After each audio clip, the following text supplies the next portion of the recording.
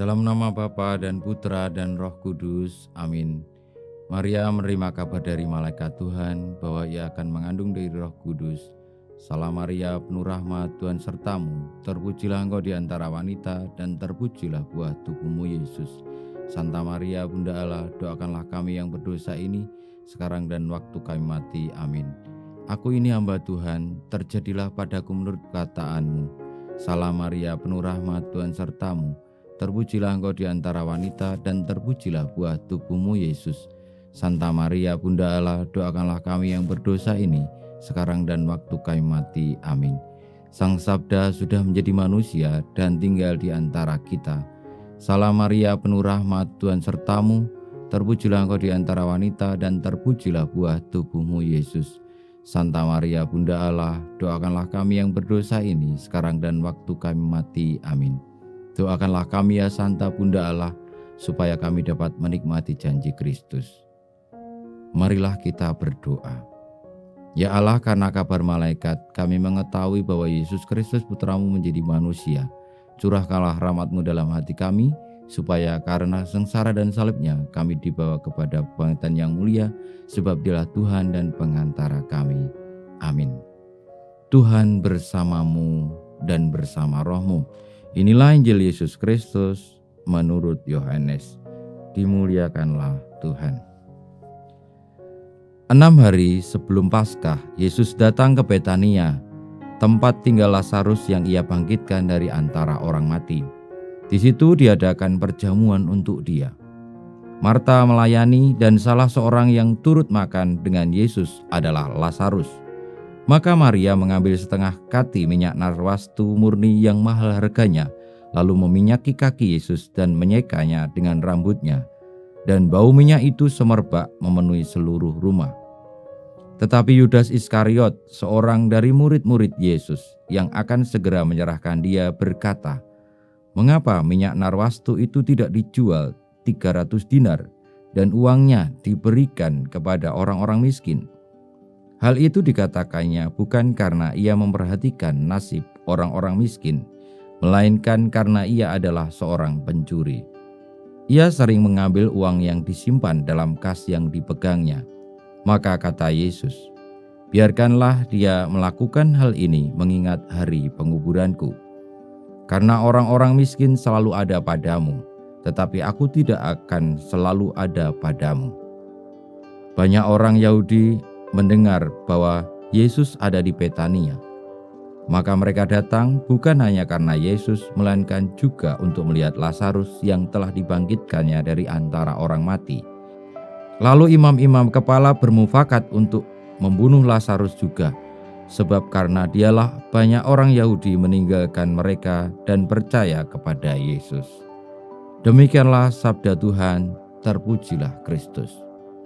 Saudara-saudari, Bapak Ibu, para sahabat Tuhan Yesus yang terkasih, pada hari Senin dalam Pekan Suci, kita mendengarkan kisah Injil tentang Tuhan Yesus yang berkunjung ke Betania setelah Paskah, mengunjungi Lazarus, Maria dan Marta, karena juga merupakan hari-hari di mana Tuhan Yesus hendak menyerahkan hidupnya untuk keselamatan umat manusia, menanggung dosa manusia.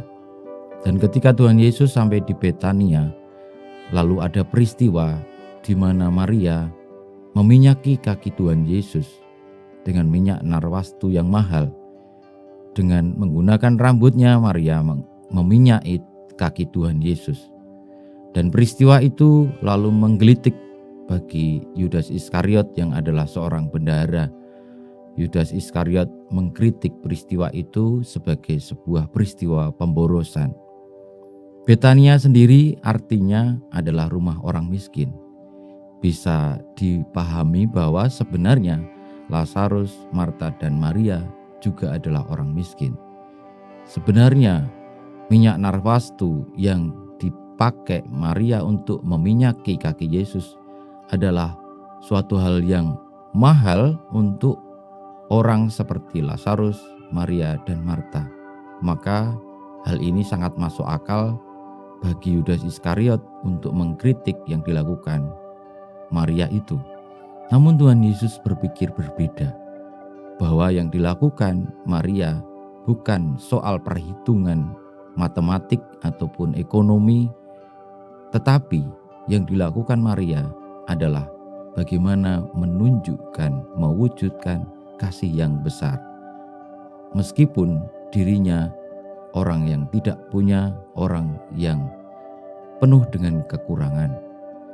Saudara-saudari yang terkasih, peristiwa ini mengajarkan kita bahwa baiklah di dalam situasi hidup kita yang mungkin serba kekurangan, penuh kelemahan dan dosa, kita masih tetap bisa untuk memberikan yang terbaik, memberikan cinta yang besar kepada sesama kita. Dan itulah yang akan menyelamatkan. Sebab siapapun yang memiliki kasih yang besar, ia menghapus dosa-dosa.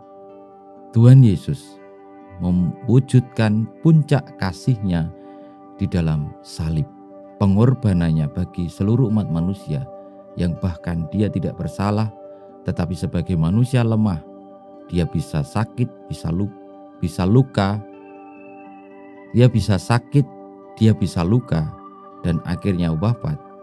Itu dilakukannya dengan tanpa banyak protes, tetapi diberikannya dengan cinta yang besar untuk menanggung dosa-dosa manusia.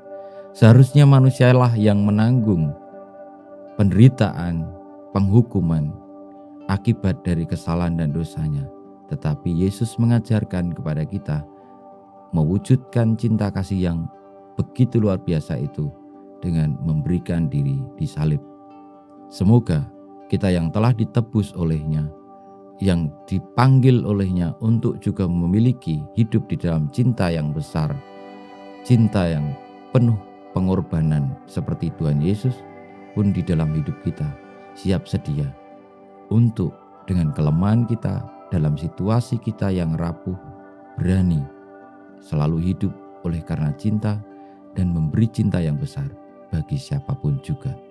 Kita mohon berkat Tuhan, kemuliaan kepada Bapa dan Putra dan Roh Kudus seperti pada permulaan sekarang selalu dan sepanjang segala abad. Amin. Ya Yesus, jadikanlah hati kami seperti hati-Mu.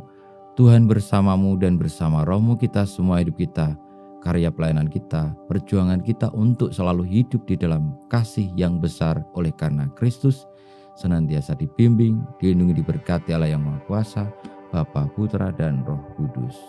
Amin.